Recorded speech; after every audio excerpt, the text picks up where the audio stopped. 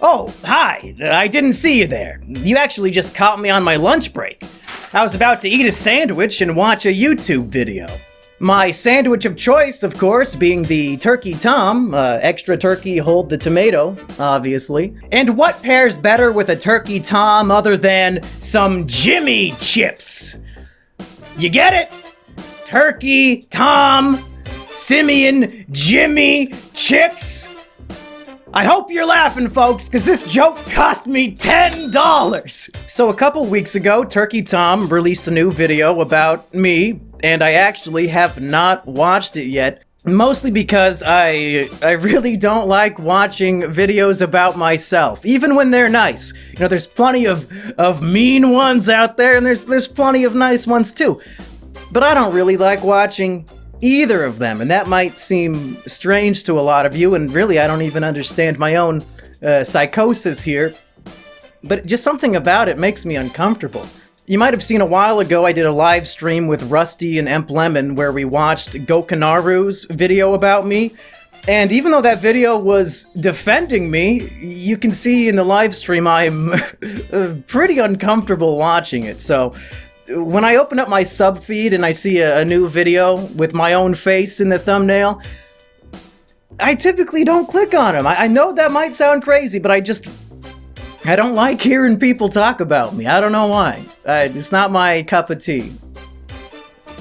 Get it? Yeah, it's another food pun. But I feel like I owe this to Turkey Tom because a couple of years ago he made a review of my book, The Triflers, and his review single-handedly led to thousands of dollars in book sales. So yeah, I feel like I probably owe him this one. I should probably check out his video about me and respond to it. See if I agree with whatever the fuck he has to say. So let's get on that. I'm gonna watch it now for the first time. Plug in a few clips from the video in case you need context, and then I'll give my thoughts. Here we go. Fun video, and I get to eat a sandwich too. Oh my god, I should not have eaten that entire sandwich.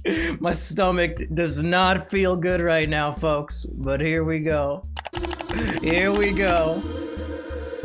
Please do not harass me! After a steady rise in popularity, it seemed that by all measures he would continue to grow his audience and make money doing it, until YouTube decided to delete his channel in late 2018. The prevailing theory posed by most creators at the time was that YouTube got rid of him because he posed a PR threat to the website.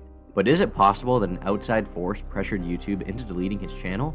Today, I think yes, but based on the title of this, the FBI theory, it seems like he's going to answer with the FBI theory, but I don't think the external force was the FBI, but we'll get into that later, and he did message me about this before he made the video, so maybe he even put in what I had to say to him on Twitter. I don't know. Let's see. While he did often crack jokes and try to be humorous, quite a few of his videos— What do you mean try, you motherfucker? You spelled the clip Elliot you are seeing wrong. now is Keemstar himself was asked to reach out to YouTube to get Mumkey's channel back, and claimed that YouTube responded to him, saying that the reason he was deleted was because he read the manifesto of Elliot Rodger. And he reached out to me and asked me to get a hold of YouTube. I did that, and basically all that came back to me was like, dude, write a manifesto of a killer as a video. In reference to the Keemstar thing, when I was asking him for his assistance and I was talking to him privately, he let me know that he was actually 100% on YouTube's side in this, and he thought I deserved to be taken down for reading the manifesto and talking about Elliot Rodger and investigating the case. And his reasoning was, one time he got high on mushrooms, and then I think the Vegas shooting happened where that guy was up in the hotel room and shot all those people at the concert. And he said since he was high on mushrooms, it freaked him out so much that now anybody who talks about shootings, he thinks deserve to be banned. He said that to me. And then if you watch any of the videos, I think he talked about me at the end of one drama alert. I don't think he mentioned that. Eggy is somewhat of an e-celeb on R9K, at first for his video series about the Black Pill, later for a Sam Hyde-esque hoax in which he was framed as a shooter, and now his streaming and rapping career. On January 14th, 2019, Eggy revealed that he had been visited by the FBI for a song he released in September, simply called Alec Manassian. Some of the lyrics Yeah, let's talk about that. The FBI visiting people. If he's going to infer or conclude that the FBI wanted my channel taken down, here's why, starting off, I don't think that would be the case. And as he just said, Aggie was contacted by the FBI, and I know some other people who posted some edgy things online, like Bedhead Bernie. That kid would tweet out like, "Oh, I'm gonna kill all the girls," or he would just tweet out some stupid fucking shit. And then he had, within like a day, the FBI had his phone number. They called him while he was at work, and then they showed up at his parents' house to interview him. And we have that example. We have the Aggie example.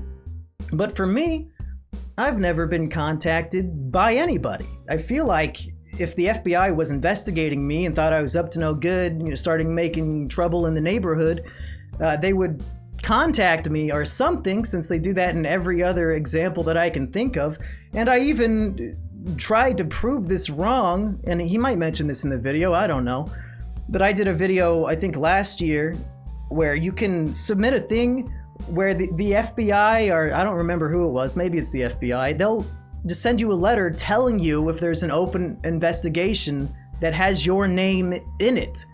And if you watch that video, that was unfortunately way too long for having no real conclusion. They said no, they're not investigating me. They have nothing on me at all. Some people think, oh, well, why would they tell you? Well, evidently it's the law that they have to tell you. That's why you can even submit a thing and then they have to send you a letter. It's the law. But then again, the government breaks their own laws all the time, so maybe I was lied to and tricked. But I really feel like they would have contacted me or come to my house to interview me and maybe make sure I don't have a manifesto and a bunch of guns, neither of which I do have. So that's my thoughts on that. For some reason, YouTube was treating Mumkey's termination much differently than any before. From the beginning, it's been suspect that YouTube was being pressured by some third-party entity, but no one was able to definitively say who. Well, if Aggie's intimidation is anything to go by, it may have very well been the FBI. But wouldn't they have intimidated me as well? Why would they, like, if they're being consistent, wouldn't the FBI contact SoundCloud and have them terminate his stuff and just never talk to Aggie? Why would they do the complete opposite in my case and ignore me, not even contact me at all, and go straight to YouTube? It seems like an inconsistent methodology of getting rid of these problematic creators. However, it should be noted that there may be one major hole in this theory that could affect its credibility. Mumkey, being curious as to whether or not there was an investigation into him, decided to file an FOIA request with the FBI to determine whether or not an investigation was being held on him. The FOIA, or Freedom of Information Act, is a law requiring that the government give citizens records of publicly accessible information if He's explaining it a lot better than I just did. They ask for it. There are exceptions, however, for what is publicly accessible, like if there is an ongoing investigation, or if the information is being kept secret in the interest of national security. Essentially, if you request a document about an ongoing investigation, it's likely that most of the information will be redacted, appearing as such. When Mumkey requested to receive information about himself, he was given a document stating that there was no information available about him. The only possible theory left would be that the feds weren't investigating Mumkey himself, but that they could have pressured YouTube into deleting his channel without revealing any of it in the FOIA. And while there's no hard evidence for it, it's certainly an interesting theory to acknowledge. Thanks so much for watching this video all the way to the end, and before I go, a huge thanks to today's sponsor, Express. Oh, shut the fuck up. Well, Turkish Tom, that was a cute video. Ew, what the fuck? Oh my god, my earbud was stuck in my, ew. Oh my god, that's horrible. Cute video. I find it highly disrespectful and frankly rude that you did not include my theory that I talked to you about on Twitter DMs. Feel like that probably should have been included, but fuck it, I guess I'll include it here. Of course, I have no idea. I have as much of an idea probably as anybody else. For all I know, there was an employee at YouTube who specifically hates me, and they just wanted to get me off the platform at that time, and then I guess they don't give a shit anymore. But if there was an external factor pressuring YouTube to delete me, I don't think it was the FBI for the various reasons I've stated so far. If there was an external factor, my guess would be an impending threatened lawsuit from one Peter Roger, Elliot Rogers' dad, because he definitely is not a fan of my work. One of my most popular Elliot Rodger documentaries was the Leaked Emails documentary, where some hacker figured out Elliot's password, logged into his Gmail, and we just had hundreds of emails between Elliot and his family, specifically his parents. And in that documentary, I was able to prove that Peter Roger lied to Barbara Walters in one of his interviews right after the massacre took place. So it's safe to say Peter Roger, he's a rich Hollywood elite. He's assistant director on the Hunger Games and all these things. He's a man with a good amount of money and maybe a little bit of power. And when he sees, oh, I'm being exposed as a liar and I'm lying about how, I had no idea that my son was planning a shooting. It was out of the blue. No, that's not true. Go watch my documentary, motherfucker. You're lying. And I would not be surprised if he threatened YouTube specifically with a lawsuit for hosting the videos, and that's why they freaked the fuck out and deleted all of them.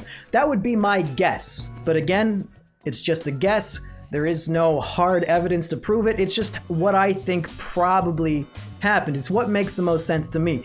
Because I have been threatened with lawsuits for some of my content before, and YouTube, in that instance, proved they don't give a fuck about doxing their creators. They were threatened with a lawsuit, and they immediately gave out my home address, my phone number. They probably gave out my fucking social security. YouTube doesn't give a single fuck about that stuff. They just want to not be in any legal trouble, I presume.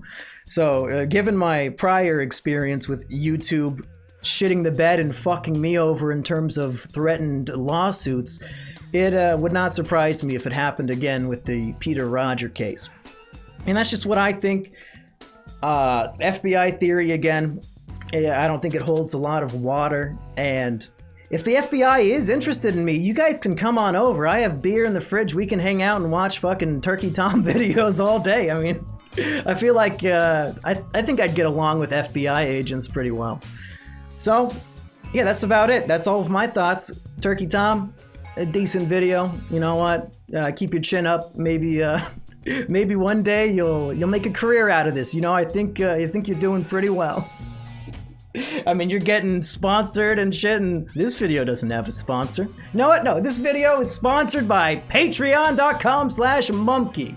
If you would like to support your favorite FBI investigated YouTuber, give me $5 on Patreon. That's it. And I'll see you next time, folks.